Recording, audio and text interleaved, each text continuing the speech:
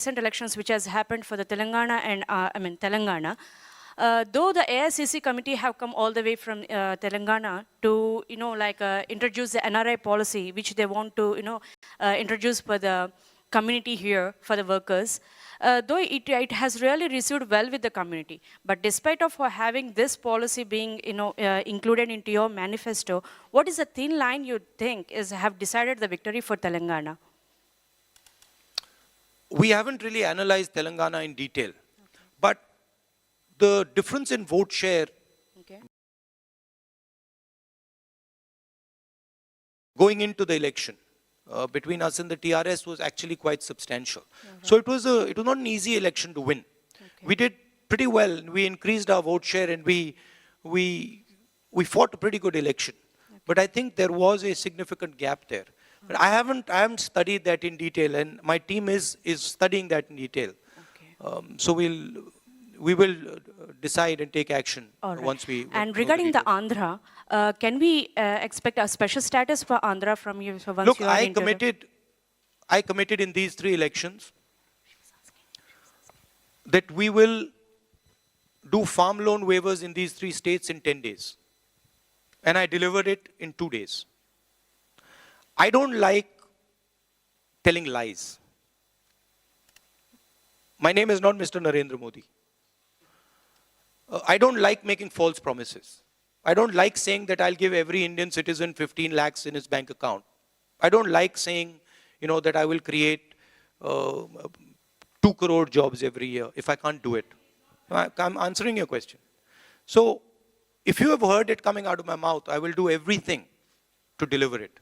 And I have committed to the people of Andhra that the moment we form the government in Delhi, we are going to deliver special status to Andhra. And I want to tell you why. We're going to deliver special status to Andhra because it is a commitment made by the Indian government, not any particular party, but the Indian Prime Minister, the post, to the state of Andhra Pradesh, which we are extremely proud of and which is a great state.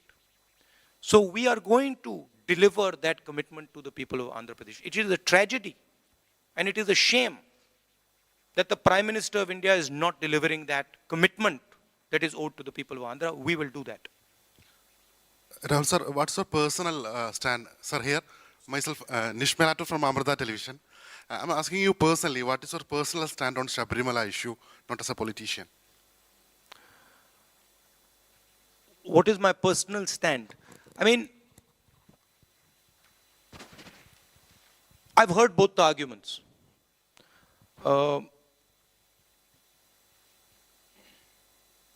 My initial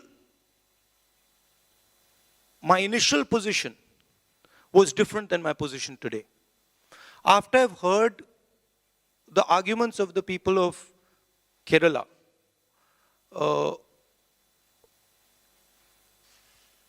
I can see validity in both arguments. I can see validity in the argument that tradition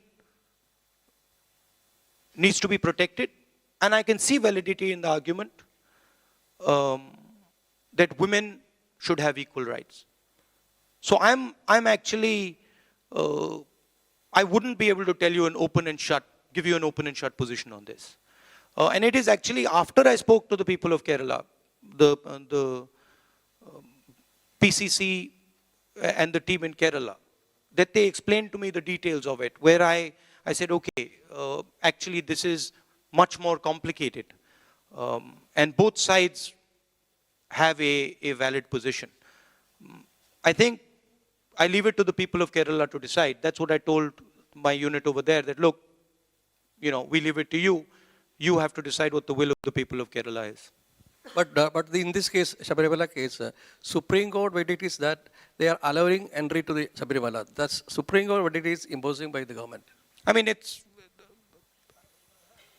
obviously I'm not going to comment on a decision taken by the Supreme Court of our country. I mean, that is not my place. Is there the duty of the government to implement the Supreme Court verdict? That is the case. It's not my place to comment on it. I cannot sit here and comment on what the Supreme Court of India has decided. It's not my place. Okay, another question. In your speech, when I saw a speech in, I think it's America, that you was telling that constitutional institutions are destroying by the government of India. And now we see the CBI. And do you intend this constitutional institution like Election Commission and also Supreme Court? You are intending the Supreme Court also? You're sorry, what?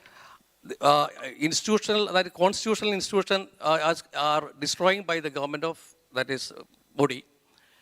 And you are referring to Election Commission and the education system also. I'm referring to every single institution in India. The idea of the BJP and the RSS is that there should only be one institution in India, and that's called the RSS. And they insert their people in every single institution and they pressure every single institution. So I'm talking about every single institution, Indian institution. Universities, colleges, Election Commission, CBI, ED, every institution. It's their nature. When the Congress party looks at an institution, they see the voice of the people of India. They respect that. They say, we're not going to try and influence this. When the Congress party sees the Supreme Court, they say this is an institution, asset of the people of India. We respect it. Even though sometimes we might disagree with what they do. They might attack us, or we are like, okay, this is the voice of the people. We're not going to touch it. That's not how the RSS thinks. The RSS thinks that the voice of the people is irrelevant. It is the voice of the Sangh that is important. And so they try to put the voice of the Sangh in every single institution. And one of the reasons we're going to win the election in 2019 is that there is a massive, massive response coming from Indian institutional structures. There's a massive response coming from bureaucrats, from the institutional structures, from the people of India that is saying, we are not going to accept this. We are not going to accept you destroying the CBI. We're not going to accept you destroying the Supreme Court. We're not going to accept an India where Supreme Court judges are sitting in front and saying we're not being allowed to do work. And this is coming from the heart of India. So you're going to see, you're going to have a shocking result in 2019. Mr. Modi will not understand what has happened because he has fiddled with India's voice. He has tried to suppress India's voice. And he's done it to try and help his friend, Mr. Anil Ambani. Anyway, thank you very much for... Okay, last question. 9 months over, forming a coalition government in Karnataka. It seems all is not well in between JDS and Congress. Apart from all other blame games, Karnataka new government failed to appoint new deputy chairman for Karnataka NRA Forum. I'm in touch with... You are now known for taking rapid action. So for new deputy chairman for Karnataka NRA Forum. I'm disagreeing with what you're saying. Look, when you're running a coalition government, little bit of issues always arise. But the fundamentals of the government in Karnataka are absolutely solid. They are having a very decent conversation among themselves, the Congress party and the JDS. And this idea that you're mentioning is just simply not true. The government is actually working pretty well. NRI from Karnataka need a deputy chairman for Karnataka NRI Forum. It's pending from last 9 months. Can you take action on this? Okay, you've told me. Let me take a look at it. Thank you.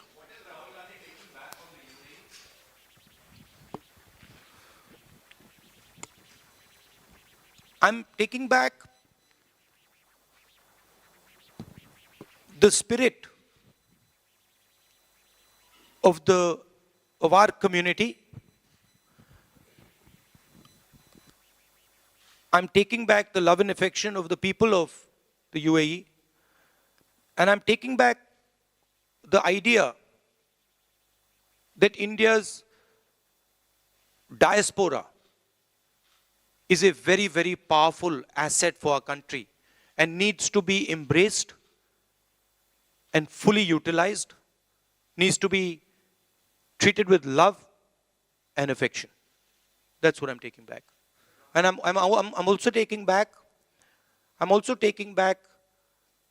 the idea that I've seen here in Dubai of tolerance, of living together, working together. That is an Indian idea that is being attacked in our own country. So it's been a very nice visit for me. I have been shown huge amount of love and affection by our Indian community and by the local people. I've been made to feel like part of the family, and I thank everybody in Dubai and in UAE for that. People have come from other parts of the Gulf. People have come from Egypt. People have come from Saudi Arabia. People have come from all sorts of other countries. So I thank you for coming, and I thank you very much for the affection you've shown me. And I want to tell you that great things are going to happen in India. We've had a temporary blip. We are going to move forward, and we're going to take on the challenges, and we're going to do it working with you. Thank you very much. Thank you.